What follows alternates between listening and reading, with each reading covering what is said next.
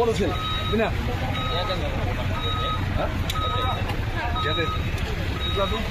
বাইকখন ক'ত আছিল বাইকখন দেখা দিম আৰু বোৱা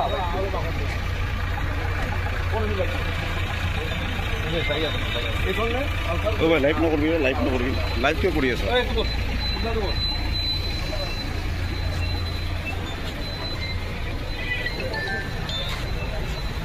কি কৰিছিল তই কৰিছিলি বাকী ৰেকৰ্ডিং অলপ পিছুৱাই যোৱা বুজিব নাই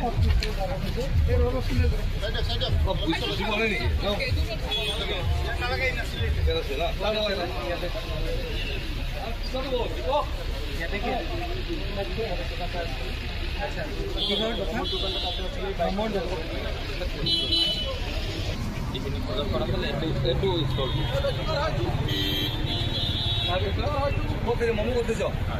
এখানে করেছেন মমো চমো খাইছো খাওয়ার পিছত ইয়ার পরে ওলাই গেছে এইখানে বাইকখন নিজে চলাইছে বাইক করে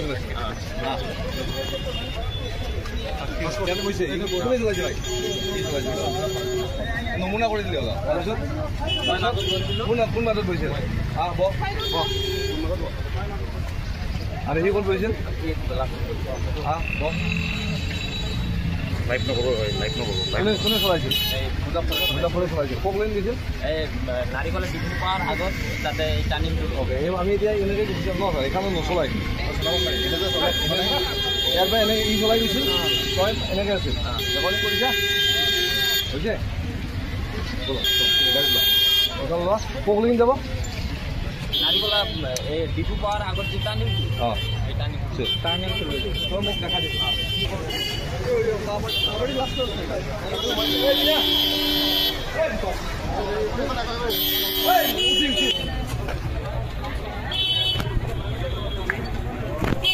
এই শুয়ে আছে তোমাৰ এই কথা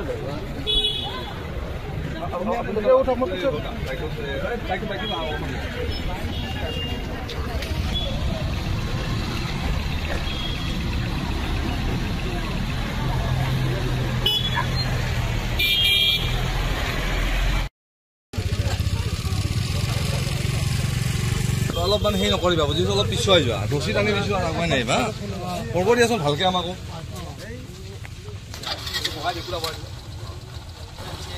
লাহে লাহে য'তে সোমাইছো তাতে সোমাবি আগত সোমাবি আগৰ বাইকখন পিছু পিছু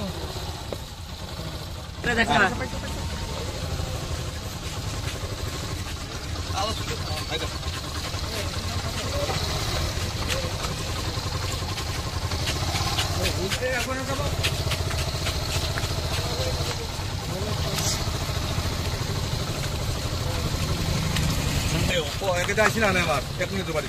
1 মিনিট আর বেঙ্গল এইখিনি চাব রসি করতে লাগবে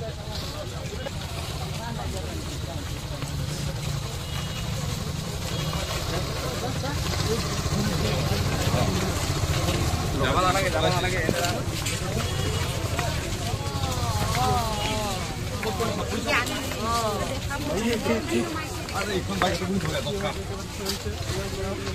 কি করছে নাকি সাইড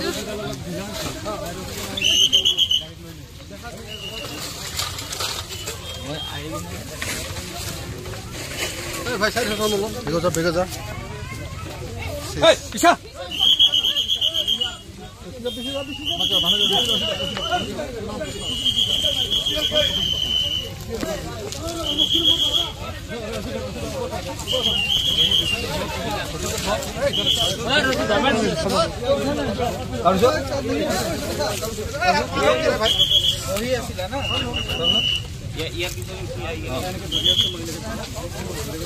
আমি জানি ধুনীয়াকে বস্তু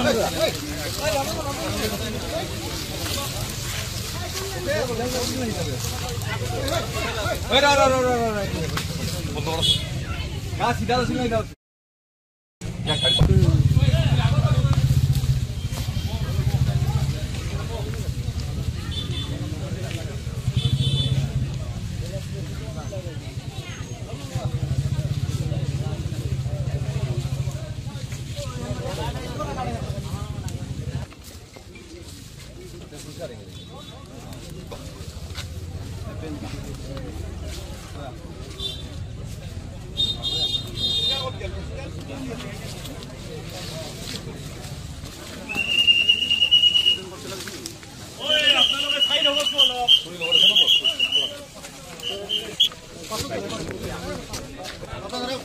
আগত দিছে নেকি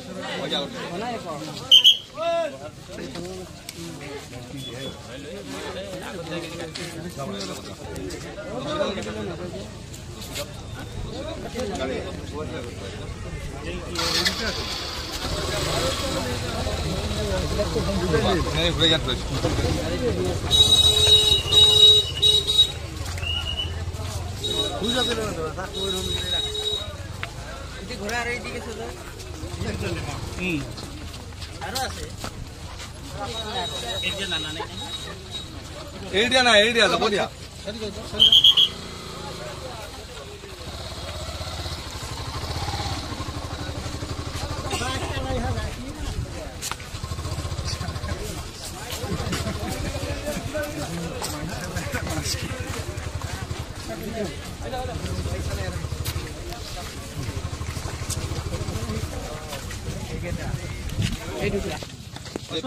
ফাইন লাগিব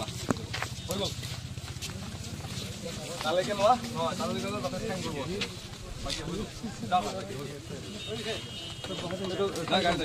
ফাইন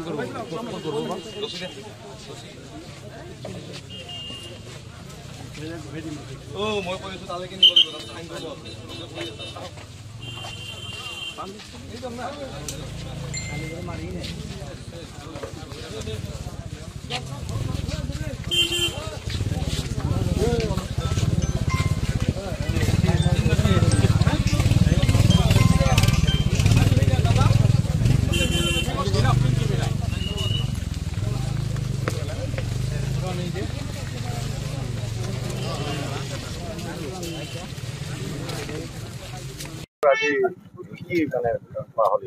হয় আপোনাক গম পায় যে যোৱা 6 তাৰিখে ছেপ্টেম্বৰৰ এই অঞ্চলতে একচুৱেলি আমি মুজাফৰ হুছেইন বুলি এজন ব্যক্তি তেখেতৰ মৃতদেহ পাইছিলোঁ আৰু তাৰপিছত আমাৰ গোটেইখিনি যিখিনি কৰিবলগীয়া প্ৰাথমিক কাম সিদিনাখনে আমি আৰম্ভ কৰিছিলোঁ ফৰেঞ্চিকৰ পৰা আৰম্ভ কৰি এক্সিকিউটিভ মেজিষ্ট্ৰেট আহিছিলে ক্ৰাইম চিন অফিচাৰ গোটেইখিনি যিখিনি আমাৰ এভিডেঞ্চৰ কাৰণে কৰিবলগীয়া কাম সিদিনাখন ষ্টাৰ্ট কৰিছিলোঁ তাৰপৰা আমাৰ অনাৰেবল SP ছাৰৰ গাইডেঞ্চত আমাৰ এডিশ্যনেল SP ক্ৰাইম মেডাম তেখেতৰ তত্বাৱধানত আৰু আমাৰ OC ভয়াপুৰী মই আমাৰ টিম এজ এ টিম আমি গোটেইখিনি আমাৰ ডিষ্ট্ৰিক্টৰ বহুত কেইজন আমাৰ অফিচাৰে একেলগে এইটো কেছত কাম কৰিছিলোঁ আৰু তাৰপিছত আপোনালোকে গম পাই যোৱা 8 তাৰিখৰ দিনাখন আমি এইটো ফাইনেল হৈছিলোঁ যে কোনে কোনে এইখিনি কাম কৰিছে আৰু 9 তাৰিখৰ দিনাখন আমি এটা চিক্ৰেট এটা অপাৰেশ্যন কৰিছিলোঁ সেইটো অপাৰেশ্যনত আমি এই কেছৰ লগত জড়িত গোটেইকেইজন অপৰাধীক আমি কৰায়ত্ব কৰিছিলোঁ আমাৰ গোটেই কেছটো আমি 72 ঘণ্টাৰ ভিতৰতে গোটেইখিনি ক্লিয়াৰ হৈছিল আৰু গতিকে আজি আমি আহিলোঁ ইয়াতে যিকেইজন অপৰাধীয়ে তেওঁলোকে যিখিনি আমাক ইনভেষ্টিগেশ্যনৰ সময়ত যিখিনি কথা আমাক কৈছিলে ইণ্টাৰগেশ্যনৰ টাইমত তো সেইখিনি কথা তেওঁলোকে আজি দেখাই দিছে যে ক'ত কেনেকৈ তেওঁলোকে আহিছিলে কি ধৰণে হত্যাকাণ্ডৰ প্লেনিংটো কৰিছিলে সেই গোটেইখিনি কথা ক্ৰাইম চিন ৰিক্ৰিয়েট কৰা হৈছে কি কাৰণত হত্যাকাণ্ড ছাৰ হত্যাকাণ্ডৰ কাৰণটোতো যিকেইটা আছে সেইকেইটা বৰ্তমানে আমাৰ তদন্তৰ যিহেতু ভিতৰত আছে আৰু এই কেছৰ যিখিনি কাম এতিয়া আসামিক আমি কোৰ্টত প্ৰডিউচ কৰিব লাগিব আমি ৰিমাণ্ডত আছে গতিকে এইখিনি আমি পিছত সবিস্তাৰে আপোনালোকক প্ৰকাশ কৰিম আৰু বৰ্তমান তদন্তৰ খাতিৰত সেইখিনি এতিয়া অলপমান